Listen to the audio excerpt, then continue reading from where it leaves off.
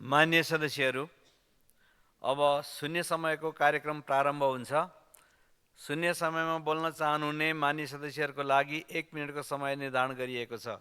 सर्वप्रथम मान्य सदस्य अच्युत प्रसाद मैनाली। सम्माननीय सभामुख महोदय, नेपाल सरकारले 67-68बाट आधुनिक नयाँ सहरको विकास तथा निर्माणको अवधारणा अगाडि सारेको देखिन्छ। आजसम्म खास गरी निजगढ, लुम्बिनी, पालुङटार लगायत 10वटा पहिलो चरणमा घोषणा गरियो भने मध्य पहाडी लोकमार्ग, तराई मधेस र हिमाली बस्ती गरेर जम्मा 54वटा नयाँ सहरहरू आयोजना घोषणा गरिएको छ। तर यो 15 वर्षको अवधिमा जम्मी 12 अर्ब मात्र बजेट विनियोजन भएको छ भने सौभाग्य भनौँ अथवा दुर्भाग्य, निजगढ पनि यसमा परेको छ र 5 देखि 7 करोड मात्र बजेट विनियोजन भएको छ यो 15 वर्षको अवधिमा। र अन्य सुविधाबाट वञ्चित हुने र स्मार्ट सिटीको बजेट पनि नपर्नु यो नागरिकहरूको लागि यो अत्यन्त दुःखद भएको हुनाले सम्बन्धित निकायको ध्यानाकर्षण गराउँछु। धन्यवाद। माननीय सदस्य अञ्जनी श्रेष्ठ।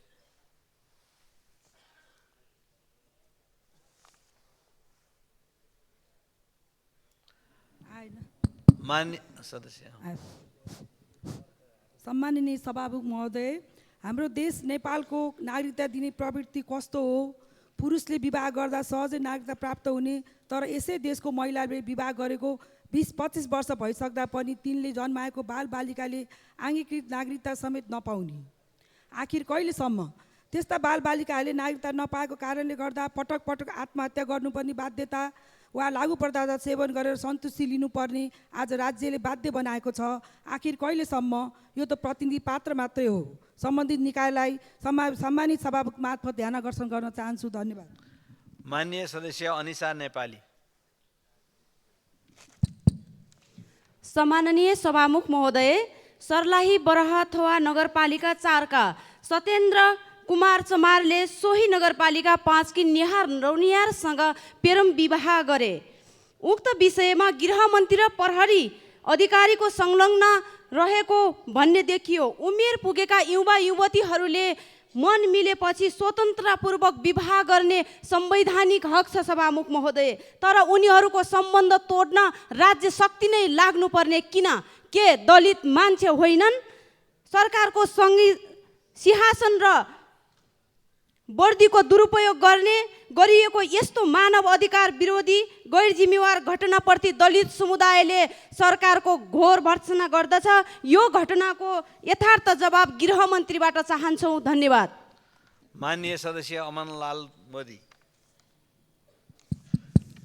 सम्माननीय सभामुख महोदय, मोरङको विराटनगरदेखि हुलाकी राजमार्ग कठरी हुँदै धेरै लामो वर्षदेखि चाहिँ टेन्डर आह्वान भएको थियो। तर कठरी खण्ड अहिलेसम्म पनि त्यहाँ चाहिँ धेरै वर्षदेखि चाहिँ त्यहाँ काम हुन सकेको छैन। त्यहाँ विभिन्न आन्दोलन पनि भयो।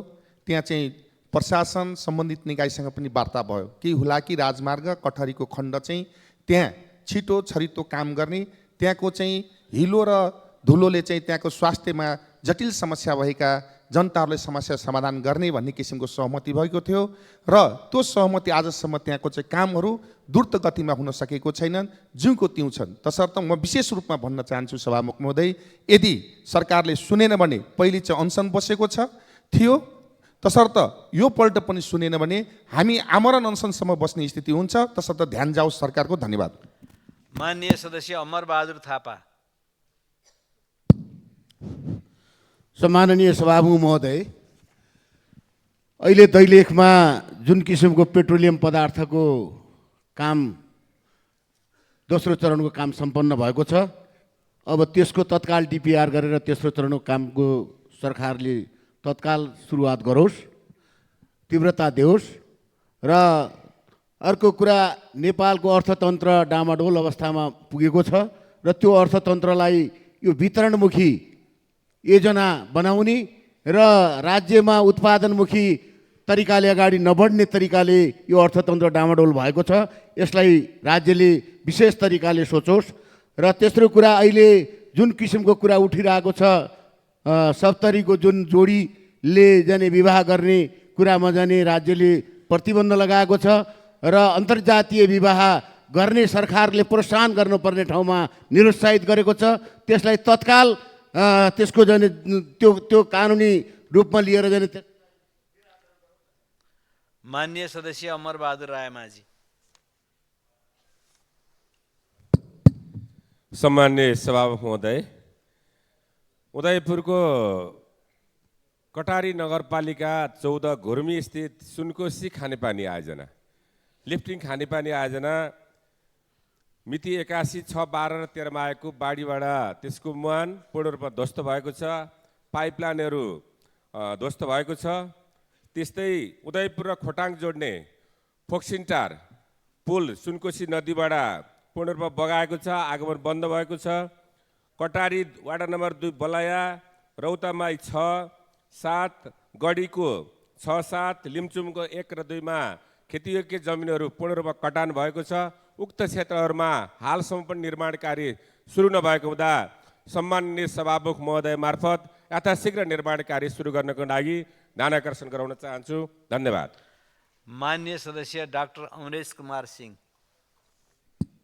सम्मानीय सभामुख महोदय, 2070 सालमा सर्लाहीको क्षेत्र नम्बर 4 मा धनकौल गाउँपालिकामा एउटा 81 नदीमा ब्यारेजको शिलान्यास भएको हो। ब्यारेजको आधाभन्दा बढी काम भइसक्यो। 2070 साल सुशील कोइरालाको सरकारमा निर्माण सुरु भएको। अहिले पनि सुशील कोइरालाको पार्टीको मन्त्री हुनुहुन्छ, जसो मन्त्री कहिले कम्प्लिट होला? जम्मा 10-12 करोडको ब्यारेज 10 वर्षमा कम्प्लिट भएको छैन। त्यस्तै बागमती नदीको कारणले सर्लाही वर्तमान नगरपालिकाको 1, 2, 3, 4, 13, 14, 15 वटा एकदम कटानमा छ। जहिले पनि बर्सात हुन्छ आधा गाउँ छोडेर बस्छ कि राति कटान भयो भने हाम्रो के हुन्छ? तर अहिलेसम्म सरकारलाई 10 चोटि मैले यही संसदमा भने तर कुनै सरकारलाई त्यो वास्ता छैन। किन सरकारको काम मन्त्री क्वार्टर बनाउने, मुख्यमन्त्री क्वार्टर बनाउनेबाट फुर्सद भयो भने उतातिर ध्यान दिदियो भने म आग्रह गर्न चाहन्छु। धन्यवाद। माननीय सदस्य अमृता देवी अग्रहरी।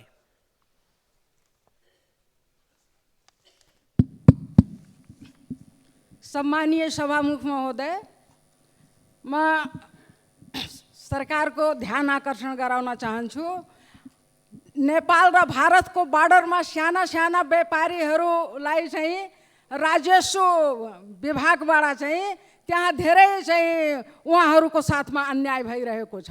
सानो साना व्यापारीहरू जुन चाहिँ बर्डरमा घर छ, के उनीहरू नेपाली होइनन्? साना काम गरेर आफ्नो जीविका चलाइरहेका व्यापारीहरूमाथि त्यहाँ राजस्व अनुसन्धान विभागका टिमले तिनी व्यापारीहरूसँग धेरै अन्याय गरिरहेको छ। सभामुख महोदय, 20 क्विन्टल तोरी चाहिँ लिएर बुटवलमा चाहिँ उनीहरू बिक्री वितरणको लागि गइरहेको अवस्थामा त्यो अनुसन्धान विभागका टोलीले लगेर चाहिँ समातेको रहेछ।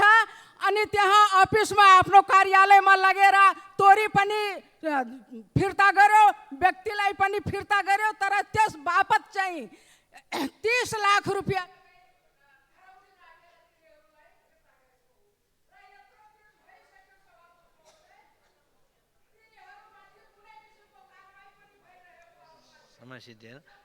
माननीय सदस्य,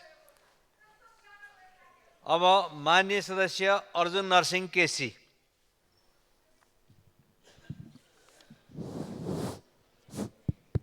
सभामुख महोदय, नेपाल विद्युत प्राधिकरण ऐन 2041 बमोजिम सर्वसाधारण जनतालाई सेयर जारी गर्नुपर्ने यो 40 वर्षदेखि त्यो सेयर जारी हुन सकेको छैन। अहिले नेपाल विद्युत प्राधिकरणको झन्डै 7 खरबको 20% दरले मात्रै पनि सेयर जनतामा हामीले वितरण गर्न सक्यौँ कानुन अनुसार भने 1.5 खरब रुपियाँ जम्मा हुने स्थिति छ। र नेपाली जनता देश विदेशमा रहेका जनताको साधन स्रोत चाहिँ नि अरू ठुला मझौला विद्युतमा राज्यले उपयोग गर्न सक्ने जुन स्थिति छ त्यतातिर सरकार मौन छ। तत्कालै यो 40 वर्षको अगाडिको कानुन अनुसार 20% सेयर वितरण गर्ने काम होस्। र अर्को चाहिँ नि यो लाकटाङ राष्ट्रिय निकुञ्ज अन्तर्गत दुप्चेश्वर गाउँपालिका मेरै आफ्नो गाउँपालिका हो। त्यहाँ घ्याङफेदी भन्ने ठाउँमा 1 हप्तादेखि निरन्तर रूपबाट भयानक रूपबाट आगलागी भइरहेको छ। म सम्बन्धित पक्ष खास गरी गृहमन्त्रीलाई माननीय सदस्य अशोक कुमार चौधरी। सम्मान्य सभामुख महोदय, ताप्लेजुङको पवित्र भूमि मुकुमलुङ, जहाँ श्रद्धा र भक्ति प्रभावित हुनुपर्थ्यो, त्यहाँ निर्दोष नागरिकको रगत बगाएको छ। केवल कार निर्माणको नाममा सरकारले बलजबरी, दमन र सांस्कृतिक अतिक्रमण गरिएको छ। स्थानीय समुदायको आवाज दबाउन बन्दुक ताक्ने सरकारको रवैया पूर्ण रूपमा अस्वीकार्य छ। सरकार जनताको सेवक हुनुपर्छ, दमनकारी शासक होइन। विकासको नाममा अन्याय, अत्याचार र बल प्रयोग कुनै हालतमा स्वीकार्य छैन। सभामुख महोदय, केवल कार विवादका कारण कोशी प्रदेशभर जनजीवन अस्तव्यस्त बन्ने गरेको बन्दका कारण हजारौँ नागरिकहरू मार्कामा पर्ने गरेका छन्। हाल आन्दोलनरत पक्ष र सरकार बीच भएको सबुज सहमति स्वागतयोग्य छ। तथापि म सरकारले कडा चेतावनी दिन चाहन्छु। हिंसा, दमन र गोली प्रहार जस्ता कार्यहरू फेरि नदोहोरियोस्। घाइतेहरूको तत्काल उपचार र क्षतिपूर्तिको व्यवस्था गरियोस्। स्थानीय समुदायको भावनालाई सम्मान गर्दै संवाद र सम्पत्तिको आधारमा समस्याहरू समाधान गरियोस्। म सामान्य सभामुख महोदय मार्फत नेपाल सरकारलाई जनताको अधिकार कुण्ठित गर्ने माननीय सदस्य आसमा कुमारी चौधरी।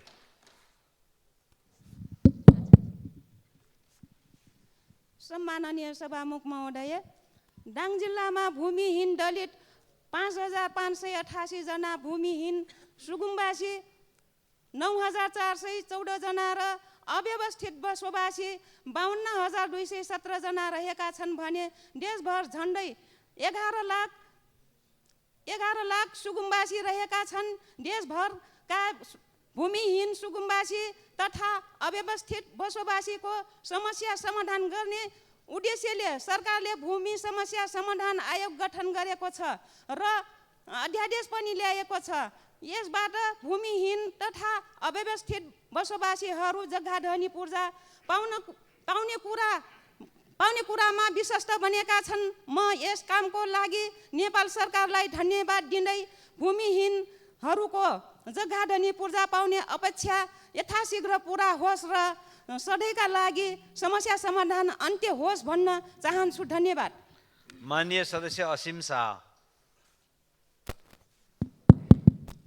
सम्मानीय सभामुख महोदय, उता जलवायु परिवर्तनका कारणले हाम्रो हिमालमा हिउँ देखिन छोडेको छ। यता सरकारलाई सत्ताको गर्मीले हो कि के हो, झन्डै हिउँदे अधिवेशन देख्न छोडेको थियो। अब यसलाई हिउँदे अधिवेशन होइन, गर्मी अधिवेशन भन्नु पर्ला जस्तो छ। सभामुख महोदय, सरकारले मान्य रवि लामिछानेलाई राजनीतिक प्रतिशोध साँधेर जिल्ला घुमाइरहेको, वकिल फेरेर मुद्दा लड्न पठाइरहेको कुरा कसरी आइरहेको छ, यो कुरा जनताले बुझिसकेका छन्। यसमा हामीलाई भन्नु धेरै कोही छैन। तर सार्वभौम संसदले पनि मान्य रवि लामिछानेको सांसद पद निलम्बन गर्न सरकारको आदेश पालक बन्नु खेदजनक छ। न त रवि लामिछानेले अदालतका पूर्वपक्षको लागि थुनामा पठाएको छ, न त अभियोग दाबी बमोजिम राष्ट्र सेवकको परिभाषामा उहाँलाई राख्न मिल्छ। यसरी कानुनको अपव्याख्या गरेर अराजनीतिक र बदनीयत शैलीमा रवि लामिछानेलाई संसद पदबाट निलम्बन गर्नु पूर्ण गैर कानुनी कार्य रहेको छ। संसद कुनै व्यक्तिको, कुनै दल विशेषको वा सत्ताधारीको निजी अखाडा होइन। हामी सुसंस्कृत राजनीतिकमा विश्वास गर्छौँ। संसदीय मर्यादा ध्वस्त पार्ने काम बदर गरियोस् र रवि लामिछानेको सांसद पद निलम्बन फुकुवा गरियोस्। अन्य माननीय सदस्य आशा विक।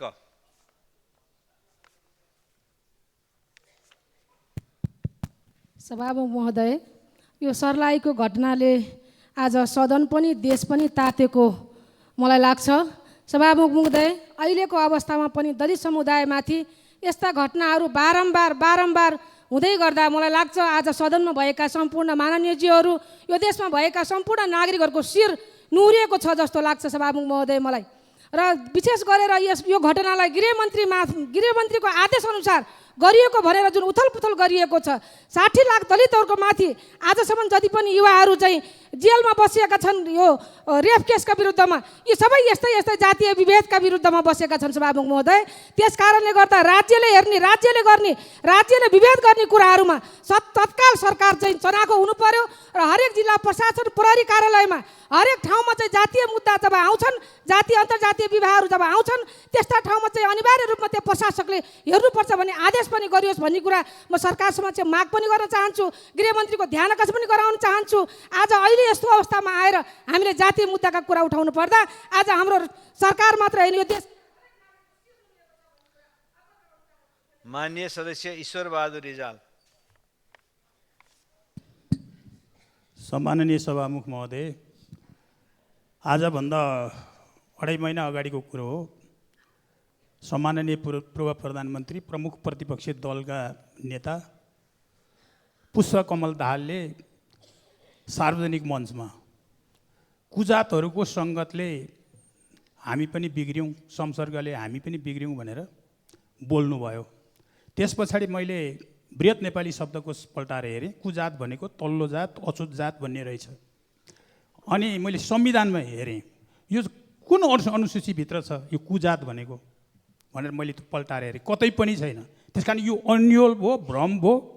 म सम्माननीय सभामुख महोदयलाई अनुरोध गर्छु, प्रमुख प्रतिपक्षी दलको नेतालाई यो कुजात भन्ने कहाँ छ स्पष्ट पार्नको निम्ति रुलिङ होस्। धन्यवाद। माननीय सदस्य ईश्वरी घरती। माननीय सदस्यको के नियम आपत्ति हो? कुन के नियम अन्तर्गत के आपत्ति हो? नियम कुन आपत्ति?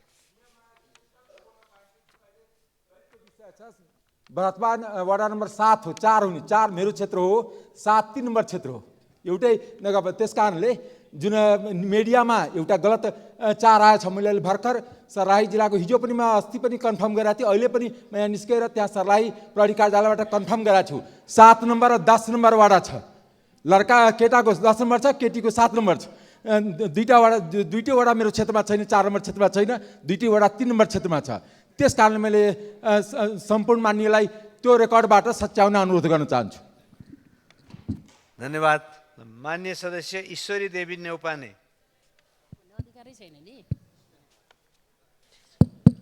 सम्माननीय सभामुख महोदय, आज म सुन्दर सपना बोकेर प्रदेश जानुभएका तर त्यहाँ पुगेर भोग्नु परेको समस्या प्रत्येक दिन फोन मार्फत पटक पटक जानकारी गराइरहनु भएका विषय संसदमा राख्न चाहन्छु। यो भोगाई पोर्चुगलमा रहनुभएका नेपालीहरूको हो।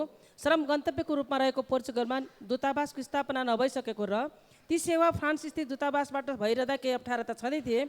पोर्चुगलको लागि राजदूत नियुक्ति भइसकेपछि अवैधानिक महावाणिज्य दूतले राजीनामा गरी यसले दिने गरेको सम्पूर्ण सेवा बन्द गरेको स्थिति छ। पछिल्ला दिनहरूमा पोर्चुगलमा पुगेर काम गरिरहेका नेपालीहरूले केही अप्ठ्यारो स्थितिको सामना गर्नु परेको छ। पुलिस रिपोर्टलाई फेक देखियो भनेर अधिकांश नेपालीहरू कारबाहीको दायरामा आएका छन्। उहाँहरूको भनाइअनुसार दलालले एकमुष्ट रूपमा सबैको रिपोर्ट बनाइदिन्छु भनेर झुक्काएर पैसाको लागि फेक कार्य गरेको रहेछ। सो कुरा आफूहरू कारबाहीको दायरामा आएपछि मात्र थाहा पाएको भनाइ छ।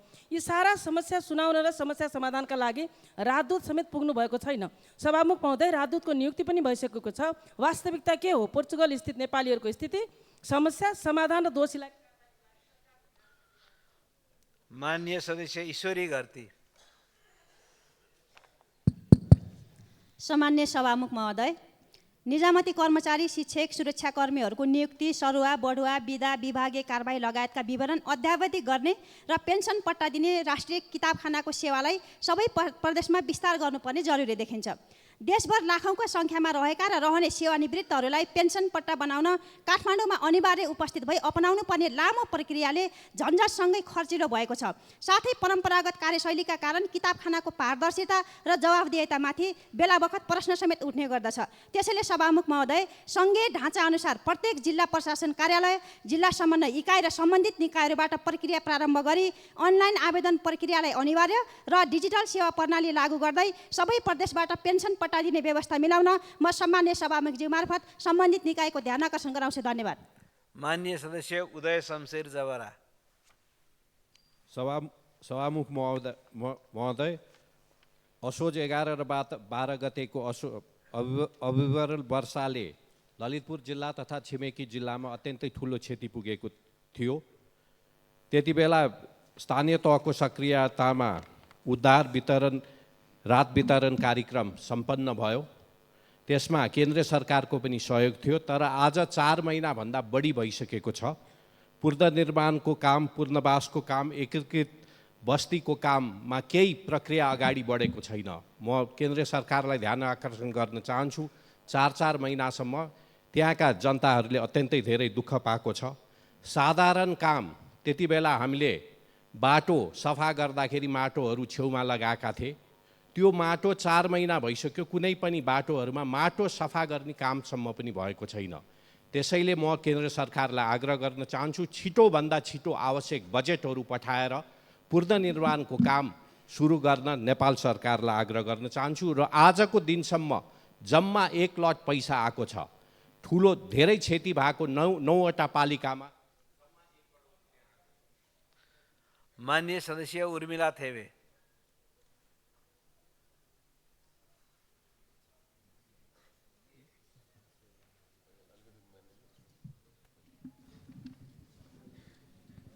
सम्माननीय सभामुख महोदय, ताप्लेजुङ जिल्ला प्राकृतिक प्रकोपको उच्च चपेटामा परेको जिल्ला हो।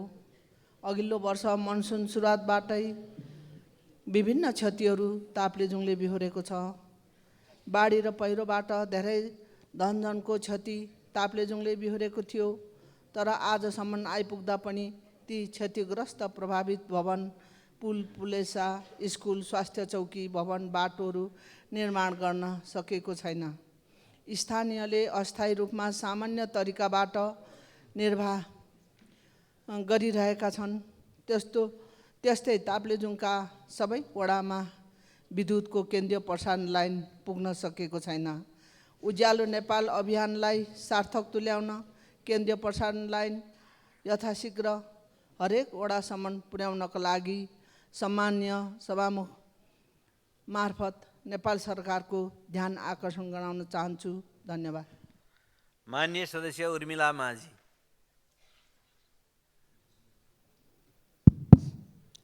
सम्माननीय सभामुख महोदय, जनताले प्रश्न गरिरहेको छ सरकार कहाँ छ? सरकारको उपस्थिति जनताले महसुस गर्न सकिरहेको छैन। अहिले देश सरकारविहीन, दिशाविहीन भइरहेको महसुस भइरहेको छ। सभामुखज्यू, पृथ्वी राजमार्ग विस्तारको नाममा मुगलिन 9 विशेष सडक खण्ड लगायत राष्ट्रिय राजमार्गहरूको अवस्था अस्तव्यस्त छ। सडक वरिपरिका बस्तीहरू धुलो र धुवाँले पुरै ढाकिएका छन्। तोकिएको समयमा सडक निर्माण सकिने सम्भावना देखिँदैन। यसले गर्दा सडक आसपासका जनता र यात्रुको स्वास्थ्यमा गम्भीर समस्या आउने देखिन्छ भने पर्यटकहरू सडक यात्रा गर्न नचाहिरहेको देखिन्छ। यता ग्वारखुमा निर्माणाधीन फ्लाइओभर निर्माण अख्तियार र कर्मचारीका कारण ठेकेदार भागेर निर्माण कार्य अवरुद्ध भएको छ। राष्ट्रिय गौरवका आयोजनाहरू अलपत्र छ। सरकार जनसरकारका विषय छाडेर भ्रष्टाचारीको संरक्षण गर्ने गरी जनताको अभिव्यक्ति स्वतन्त्रता र प्रेस स्वतन्त्रता कुण्ठित गर्ने गरी अध्यादेश ल्याउने र सरकार टिकाउने खेलमा मात्रै व्यस्त छ। जातीय विभेदको संरक्षण गर्ने काम सरकारले गरिरहेको छ। यसतर्फ माननीय सदस्य ऋषिकेश पोखरेल। सम्माननीय सभामुख महोदय, पछिल्लो बेला कोभिडको महामारीपछि आर्थिक मन्दीको कारणबाट साना र खुजुरा व्यवसायीहरू, हजारौँ व्यवसायीहरू विस्थापित हुने स्थितिमा आइपुगेका छन्। उनीहरू वर्षभरिमा 1 करोडसम्म मात्र कारोबार गर्न सक्छन्, बढीमा। त्यसो हुँदा उनीहरूको संरक्षण गर्नु राज्यको दायित्व हो। त्यसैले हालसम्मको जरिमाना मिना गरी असाढ मसान्तसम्म कर चुक्ता गर्ने व्यवस्थाको अवसर दिलाउँ। 20 लाखसम्मको व्यावसायिक ऋणलाई हर्जना मिना गरी थप किस्ता र भाका बढाउने र कालो सूचीबाट हटाउने काम गरौँ र लामो समयदेखि कर चुक्ता नभएका सवारी साधनहरूको एकपटकलाई जरिवाना छुट गरी नवीकरणको अवसर दिलाउँ। यसो गर्दा हामी साना व्यवसायीहरूलाई न्यूनतम सहयोग हुने देखिन्छ। म सभामुख मार्फत नेपाल सरकारको गम्भीर ध्यानाकर्षण गराउँछु। धन्यवाद। माननीय सदस्य एकनाथ ढकाल। नेपाल सरकारले 29वटा ऐन संशोधन गर्न जारी गरेको अध्यादेश अहिले संसदमा पेश भएको छ। संवैधानिक व्यवस्था बमोजिम जारी भएका यी अध्यादेशहरूले सार्वजनिक सेवाको क्षेत्रमा सकारात्मक सुधार गर्दै व्यावसायिक क्षेत्रको मनोबल उच्च बनाउने र जनताले दिनौँ भोग्न परेका विभिन्न अल्झन र गाँठा तुरुन्त फुकाउने जस्ता पवित्र उद्देश्य राखेको देखिन्छ। सेवाग्राहीको काम 7 दिनमा सम्पन्न गर्ने पर्ने 15 दिनमा उद्योग दर्ता हुने जस्ता अध्यादेशका विषय सामान्य लागे पनि लाखौँ नागरिक लाभान्वित हुने यी प्रावधान जनपक्षीय छन् र सर्वत्र स्वागत गरिएका छन्। राष्ट्रिय सहकारी नियमन प्राधिकरण गठनदेखि सूचना प्रविधिको कम्पनीमा नयाँ क्रान्ति ल्याउन सक्ने अध्यादेशका यी प्रावधानहरूले सुशासन र व्यावसायिक वातावरण निर्माणमा अभूतपूर्व थालनी गरेकोले म सभामुख महोदय मार्फत संसदका सबै मान्यज्यूहरूलाई अध्यादेश पारित गरी काम गरेरै छोड्ने प्रधानमन्त्रीको हुटुटीलाई साथ दिन र देश विकासमा सबै एक ठाउँमा उभिन आग्रह गर्दछु। धन्यवाद। माननीय सदस्य कल्पना मिया कुसारी। सम्माननीय सभामुख महोदय, म चाहिँ शिक्षा मन्त्रीज्यूलाई विशेष आग्रह गर्न चाहन्छु सम्मानित सदन मार्फत। अहिले हाम्रो चाहिँ मुस्लिम समुदायको मद्रसा जहाँ हामी विद्यालय भन्छौँ र हाम्रो समुदायले उर्दूमा त्यसलाई चाहिँ मद्रसा भन्छौँ, त्यसको केन्द्र सरकारले पहिला मद्रसा बोर्ड थियो, अहिले त्यो खारेज गरियो। तत्कालीन माननीय मन्त्रीज्यू देवेन्द्र पौडेल ज्यूद्वारा चाहिँ त्यो खारेज गरियो। के को लागि खारेज गरियो त्यो चाहिँ जवाफ पनि अहिलेसम्म पाइएन। र अहिले मन्त्रीज्यूलाई म आग्रह गर्न चाहन्छु कि तत्कालै यो मद्रसा निर्माण गर्नको लागि मद्रसा बोर्डको निर्माण गरियोस्। हस्त, धन्यवाद। माननीय सदस्य किरण कुमार शाह। सम्माननीय सभामुख महोदय, रौतहट जिल्ला मेरो निर्वाचन क्षेत्र नम्बर 2 अन्तर्गत लामो समयदेखि लाल बकैया खोला, टिकुलिया गौर र करुनिया मटियारवा जोड्ने घाटमा अधुरो रहेको पुल बजेट अभावका कारण निर्माण सम्पन्न हुन सकेको छैन। प्रत्येक वर्ष बर्खायाममा खोलाको बाढीले स्थानीय बासिन्दालाई ठुलो जोखिम पार्ने गरेको छ। यस क्षेत्रका नागरिकहरू सुरक्षाका लागि पुल निर्माण कार्य शीघ्र सम्पन्न गर्न आवश्यक छ। म सरकारको ध्यानाकर्षण गराउन चाहन्छु। साथै सीमा नाकामा 4 पाङ्ग्रे सवारी साधनको आवत जावत सहज बनाउन छोटी भन्सार नाका सुचारी गर्नुपर्छ। व्यापार तथा आवागमनलाई सरल बनाउन सरकारले तत्काल आवश्यक पहल गर्नुपर्छ।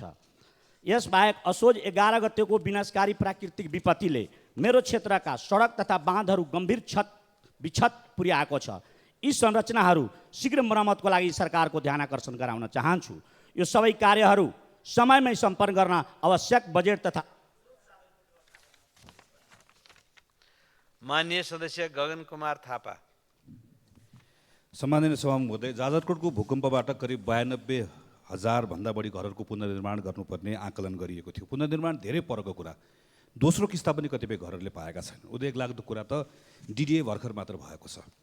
असोजको बाढीमा बगेका भत्केका घरहरूको अस्थायी आवासको निम्ति अनुदान दिने मङ्सिर मसान्तभित्र भनेर राष्ट्रिय विपद व्यवस्थापन परिषदले निर्णय गर्यो। अघि भर्खर यहाँ चर्चा भइसक्यो। अझै कतिले सामान्य पहिलो किस्ताको अनुदान पनि राम्रोसँग नपाएको अवस्था छ। 41वटा सडक खण्डको पुनर्निर्माण गर्नको लागि मात्र 25 अरब चाहिन्छ। यसरी हेर्दै गर्दा करिब करिब 1 खरब रुपियाँ चाहिन्छ हामीलाई। सरकारले बजेटमा छुट्याएको जम्मा 21 अरब छ। यो पैसो कहाँबाट ल्याउने भन्ने सरकारले सोचेको छ। यो बर्खाको बेलामा बाटोहरू कसरी बन्छन्, जाजरकोटको भूकम्प, असोजको बाढी, यसका बारेमा गरिएका कामहरू, भइरहेका कुराहरू, स्रोत कसरी जुटाउने सोचिएको छ, यी सबै कुराहरूको बारेमा सदनलाई जानकारी गराइयोस्। हामी सुन्न पनि चाहन्छौँ, त्यो छलफलमा भाग लिन पनि चाहन्छौँ। धन्यवाद। माननीय सदस्य गंगा प्रसाद यादव।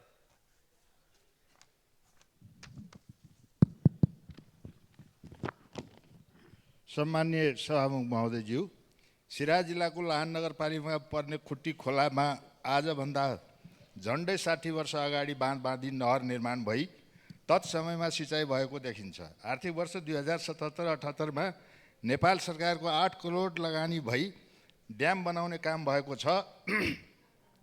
हाल आएर लाहान नगरपालिकाले सहर सौन्दर्यकरणको नाममा उक्त नहरलाई हिउँ पाइप राखी पुर्ने कामको लागि ठेक्का लगाएकोमा विगत 6 महिनादेखि उक्त कार्यको विरोध गर्दै किसानहरू आन्दोलित छन् र कुनै पनि बेला ठुलो धनजनको क्षति हुन सक्छ। यसर्थ समयमै न्यायोचित निर्देशन दिन सभामुख मार्फत नेपाल सरकारको ध्यान आकर्षण गराउन चाहन्छु। धन्यवाद। माननीय सदस्य डाक्टर चन्दा कार्की भण्डारी।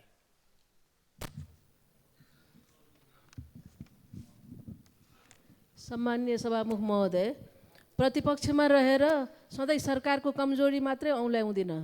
म धेरै नराम्रा कुराहरूको बिचमा भएको एउटा राम्रो कामको प्रशंसा पनि गर्न चाहन्छु। महिलाहरूमा दोस्रो सर्वाधिक घातक क्यान्सर पाठेघरको मुखको क्यान्सर हो, जसले वर्षेनी हजारौँको ज्यान लिन्छ। तर समयमा खोप लगाउँदा यसको रोकथाम सम्भव छ। नेपाल सरकारले यो माघ 22 गतेदेखि फागुन 6 गतेसम्म कक्षा 6 देखि 10 की छात्राहरूलाई तथा 10 देखि 14 वर्षका विद्यालय बाहिरका किशोरीहरूलाई लक्षित गरी एचपीभी खोप अभियान सुरु गरेको छ, जुन स्वागतयोग्य कदम हो। गत वर्ष सदनमा यसलाई राष्ट्रिय खोप तालिकामा समावेश गर्न माग गरेका थियौँ र आज यो कार्यान्वयन भएकोमा हामी सबैले गर्व महसुस गरेका छौँ। यस अभियानले लाखौँ बालिकाहरूको जीवन र भविष्य सुरक्षित गर्नेछ। यसका लागि स्वास्थ्य मन्त्रालय नेपाल सरकारप्रति आभार व्यक्त गर्न चाहन्छु। यो खोप अब राष्ट्रिय खोप तालिकामा समावेश पनि भएको छ। अब बिस्तारै बालकहरूका लागि पनि यो सेवा विस्तार गरिनुपर्छ। म सबै अभिभावक, विद्यालय र समुदायलाई यसमा सक्रिय रूपमा सहभागी भई यस अभियानलाई सफल बनाउन आह्वान पनि गर्दछु। माननीय सदस्य चन्द्रबहादुर विश्वकर्मा। महोदय, सरकारी निकाय तह वास्तवमा संविधानलाई कार्यान्वयन गर्ने, कानुनलाई कार्यान्वयन गर्ने निकायहरू हुन्। तर सर्लाहीको बोर्थावा नगरपालिका सत्यनारायण नगरपालिका निवासी सत्येन्द्र कुमार राम र नेहा रौनियार बिचमा भएको प्रेम सम्बन्धको बारेमा गृह मन्त्रालय र गृह मन्त्रालयका निकायहरू जोडिएको कुरा हामीले प्रचारमा पाएका छौँ। त्यो सत्य तथ्य के हो, हामी गृहमन्त्रीबाट स्पष्ट त्यसको जानकारी पाउने नै छौँ। त्यसपछि हामीले एउटा अछामको साँपे बगर बुढाकोट माविमा भएको जो माघ 21 गतेको जो सरस्वती पूजाको दिन विद्यार्थीलाई गरेको विभेद छ, त्यसको बारेमा पनि हामी जानकारी पाउनेछौँ। र दैलेखको गुराँस गाउँपालिका अन्तर्गत मालेका माध्यमिक विद्यालय भएको पनि विद्यार्थीहरूलाई जुन विभेद भएको छ, त्यो पनि हामीले जानकारी पाउनेछौँ शिक्षा मन्त्रीबाट। किनभने सरकारी निकाय भनेका संविधानलाई कार्यान्वयन गर्ने, कानुनलाई कार्यान्वयन गर्ने, समाजमा भएका विकृति विसङ्गतिलाई अन्त्य गर्ने निकाय भएको हुनाले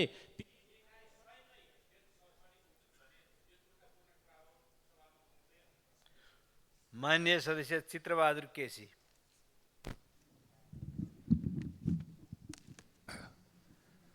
सम्माननीय सभामुखज्यू, दुईटा ठुला दल बनेर लोकतन्त्रलाई व्यवस्थित गर्छन् भन्ने मैले विचार गरेका थिएँ। तर अब संसद चाहिँ समयमा नबोलाउने, अध्यादेशबाट चाहिँ अध्यादेश लिएर देश चलाउने, यही हो लोकतन्त्रको चाहिँ नेपाली जनतालाई चित्त बुझाउने ठाउँ। यस खालको अप्रजातान्त्रिक तरिकाले चाहिँ प्रजातन्त्रको लागि, लोकतन्त्रको लागि हामी लामो समय लड्यौँ। त्यसको अभ्यास गर्ने सिलसिलामा राजनीतिक पार्टीहरू बारम्बार चुकेका छन्। यसो गर्नु हुँदैन। संसद बोलाउनलाई छेकियो थियो कसले? संसद नबोलाउने, अध्यादेशबाट मुलुक चलाउने, यही पद्धति हो भने यो लोकतन्त्र होइन, यो अप्रजातान्त्रिक पद्धति हो। यद्यपि भन्न सक्नुहुन्छ संविधानमा चाहिँ त्यो व्यवस्था छ, अध्यादेश ल्याउनु।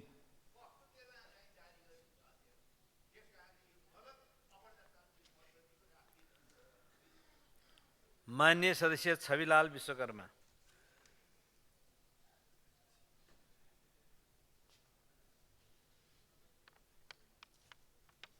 सभामुख महोदय,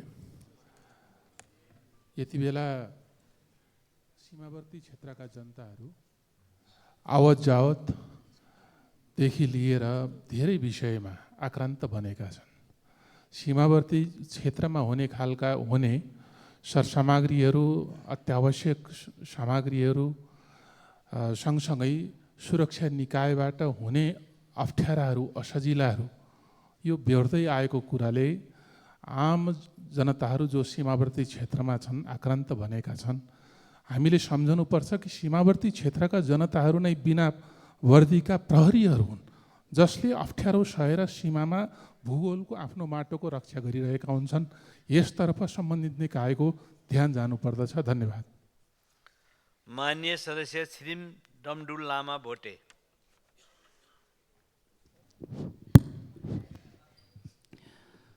सम्माननीय सभामुख महोदय, 21औं शताब्दी र विज्ञान प्रविधिको युगमा पनि मान्छे चाहिँ अन्तरिक्ष यानमा जोडिसक्यो, तर हामी हुम्लाको सिमीकोट सदरमुकामसम्म जोड्न सकिराखेको छैन। तसर्थ हुम्लाको खारपुनाथ नदीमा बेली ब्रिज तत्काल त्यहाँ चाहिँ बनाउने गरेर योजना बजेट छुट्याइयोस् भनेर मैले अर्थमन्त्रीज्यूलाई निवेदन गर्दै र भौतिक पूर्वाधार मन्त्रीज्यूलाई पनि त्यसको योजना बनाई कार्यान्वयनको लागि नेपाली सेनालाई तत्काल जिम्मा दिन व्यवस्था गरेर जिम्मा दिन म अनुरोध गर्छु।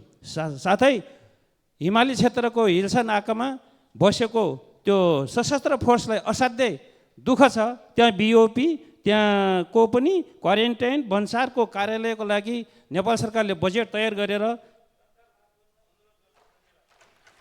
मान्य सदस्य छिरिङ लामु लामा तामाङ। सम्माननीय सभामुख महोदय, देशका प्रधानमन्त्रीज्यूको सम्बोधनमा प्रधानमन्त्रीज्यूको कम्बोडियामा लगानीको विषयमा उठेका प्रश्नको संसदमा जानकारी गराउने अपेक्षा राखिएको थियो। तर सम्माननीय प्रधानमन्त्रीज्यूले संसदमा उत्तरदायी भएर जवाब दिने मूल दायित्वबाट पन्छिँदै ढले ढले गीतको नक्कल गर्न तम्सिनुभयो। हो प्रधानमन्त्रीज्यू, देशको अर्थतन्त्र ढलेकै छ, जनता ढलेकै हुन्, तर बिचौलिया दलालहरू चाहिँ झन् बलियो भएर उठेछन्। तसर्थ सभामुख मार्फत सम्माननीय प्रधानमन्त्रीज्यूलाई मेरो आग्रह छ, बाँसबारी जुत्ता कारखानाको जग्गाको मुद्दा चलाउनु नपर्ने कुरा आएको छ। भ्रष्टाचारीको मुख हेर्दैन भन्ने प्रधानमन्त्रीज्यूमाथि राज्यलाई हानि पुर्याएका पक्राउ परेका व्यक्तिसँग जग्गा दान माग्दै हिँडेको कम्युनिस्ट पार्टीका अध्यक्षमाथि पुँजीवादमा चुर्लुम्म डुबेको भन्ने आरोप छन्। यो विषयमा संसदमा जवाब दिन छोडेर विषय अन्तर नगर्न मेरो अनुरोध छ। धन्यवाद। मान्य सदस्य जावेदा खातुन जागा। महोदय, नेपालको संविधान 2072 को प्रस्तावनाले बहुपहिचानलाई स्वीकार गरेको पाइन्छ। संविधानकै धारा 18 र 42 मा मुस्लिम समुदायका हकमा विशेष अधिकारको व्यवस्था गरिएको छ। उक्त व्यवस्था संविधानमा भए तापनि अहिले मुस्लिम समुदाय शिक्षा, स्वास्थ्य, रोजगारी लगायत राज्यको अन्य सेवा सुविधाबाट वञ्चित रहेको छ। त्यो चाहे लोक सेवा आयोग लड्न लगायत निजामती कर्मचारी शिक्षाको अधिकारबाट अहिले समुदाय वञ्चितीकरणमा परेको अवस्था छ। सम्माननीय सभामुख महोदय, पहिला मुस्लिम समुदायलाई मधेसी क्लस्टरमा राखिएको थियो, तर अहिले अलग गरेको अवस्था छ र मुस्लिम समुदायको छुट्टै क्लस्टरको निजामती ऐन नबन्दा अहिले मुस्लिम समुदाय अल्पत्रमा परेको अवस्था छ। अहिले जुन 4% दिँदै आएको क्लस्टरको व्यवस्थापन भए तापनि मुस्लिम समुदाय लड्न पाइराखेको अवस्था छैन। मान्य सदस्य ज्वाला कुमारी शाह।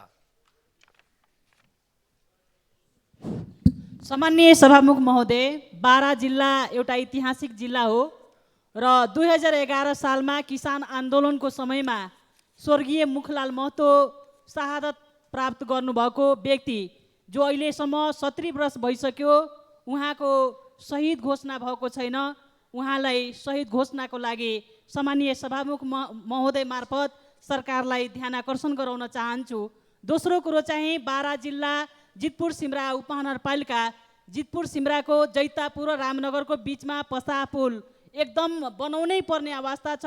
त्यहाँको जनताहरूलाई आवत जावत गर्न पनि एकदम निकै नै कठिनाइ भएको हिसाबले म यो ध्यान आकर्षण गराउन चाहन्छु। र अर्को कुरो चाहिँ मटियारुवा भन्सार छोटी भन्सारको रूपमा राख्नुपर्ने, एकदमै त्यहाँको आवत जावत गर्न पनि दुःख पाइरहेको छ त्यहाँका जनताहरू, त्यो अनिवार्य राख्नुपर्ने, त्यो ध्यान आकर्षण गराउन चाहन्छु। र बाराको मानोत मटियारो बाटो जति फास्ट गतिमा बढ्नुपर्ने त्यो काम एकदम ढिला सुस्ती भइरहेको छ। फास्ट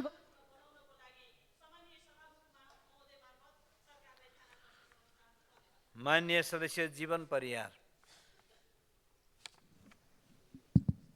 सम्माननीय सभामुख महोदय, म हिजो मात्रै कास्की पोखराबाट काठमाडौँ आइपुगेको हुँ।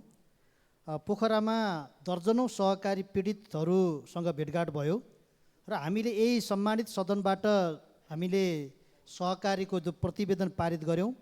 प्रतिवेदन अनुसार चाहिँ सरकारले अनुसन्धानहरू जारी गरेको छ।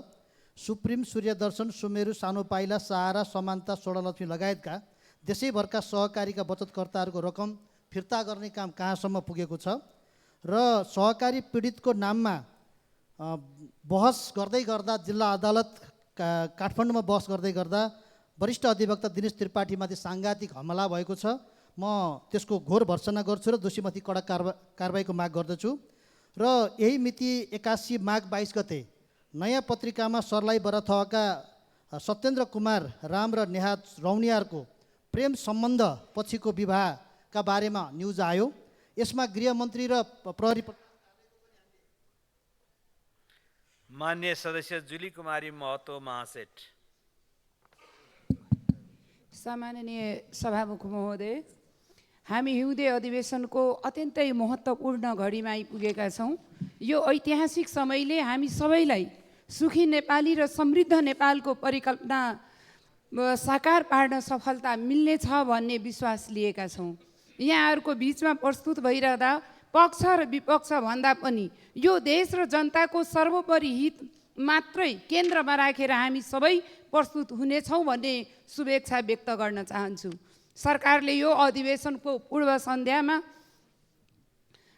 जनहितका लागि तीव्र बनाउन र आर्थिक विकासलाई द्रुत बनाउन केही अध्यादेश ल्यायो। मैले केही दिनदेखि हेरिराखेका छौँ, त्यसका विरोधमा बडो बल लगाएर समय खर्चिराखेका छन्। हामीले नियत र परिणाम हेर्ने हो।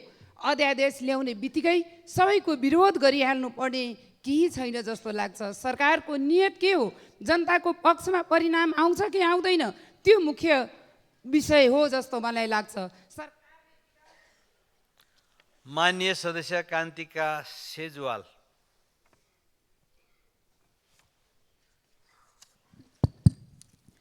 सम्माननीय सभामुखज्यू मार्फत म शिक्षा मन्त्रालयदेखि विभाग सम्पूर्णको ध्यान आकर्षण गराउन चाहन्छु। नेपालका पूर्वदेखि पश्चिमसम्म 21वटा जिल्ला चाहिँ हिमाली क्षेत्र घोषणा गरिएको छ यो पछिल्लो समयमा। तर शैक्षिक सत्र हेलचाक्राई धेरै अध्ययन नगरेर शैक्षिक सत्र वैशाखबाट नेपालभरि एकैनास गर्ने हेतुले गरियो। तर त्यो हामी हिमाली जिल्लामा बसोबास गर्नेका लागि त्यो तालिका ठिक भएन।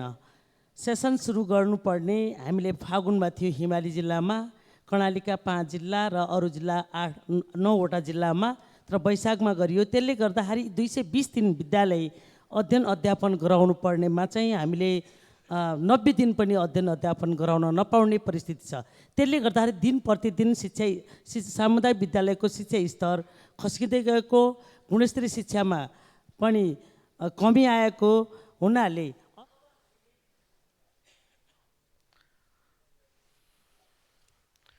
मान्य सदस्यहरू, शून्य समयमा मान्य सदस्यहरूले बोल्ने क्रम यही समाप्त हुन्छ।